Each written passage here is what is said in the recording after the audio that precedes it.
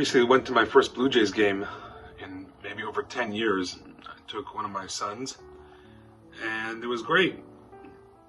Blast of nostalgia. And really what struck me was, first of all, that a bag of peanuts costs like $12. And of course, when you're in line and you get into this mode of like, well, I'm at a baseball game, and it's like some sort of halachic obligation that someone has to spend over $20 on nonsense. So, we're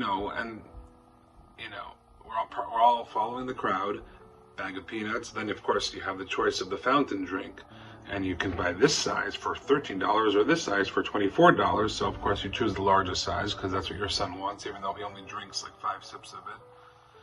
But there's mode of excess when you're in this realm of entertainment. We spoke about intelligent rejuvenation a few weeks ago. It's okay to go to a game. It's fantastic. It was an amazing bonding moment with my son. But I got caught up in this level and this celebration of excess. And it's been interesting because as we started the 3 weeks of period of mourning in Judaism that culminates with Tisha B'Av in a few days' time, and specifically today starts the period known as the 9 days, which are more heightened level of mourning, more serious time in Jewish practice, when we have a few more restrictions and the level of severity is more intense, that we try to get into a mode of not getting involved in excess. And there are people that have called me very troubled by some of the restrictions, some of the rules, which perhaps had some gray area up until now, but starting the 9 days, there is a more severe focus on them. And people asking me questions about laundry and what kind of clothes they could wear, can't wear. And I admit it's not easy. And someone was really having a hard time with this. And I told that person, listen, it's okay for a human being, and especially a Jew, in today's society, when we're given everything we want and everything is at our fingertips at a drop of a bucket, to hold back. And there's a beauty in restraint.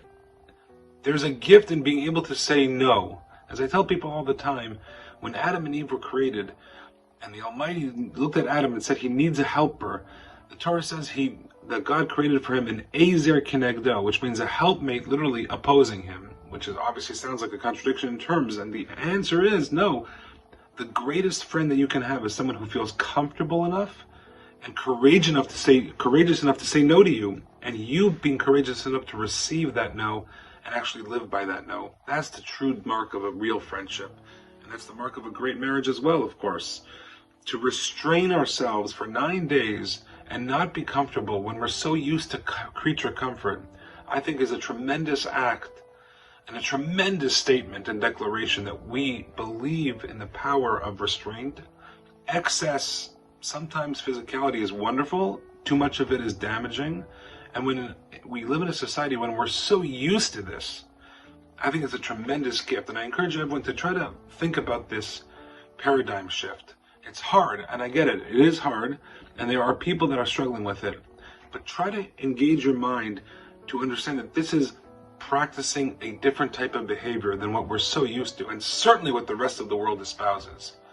God willing, we should be successful, and as we go through the 9 days, hopefully some part of this restraining ourselves will hit our hearts, and we will realize that there are things that are not whole and true with the world. And until we're back in Jerusalem with the rest of the Jewish people all together, celebrating our wisdom, our Jewish heritage, it will never be fully whole, and it's okay.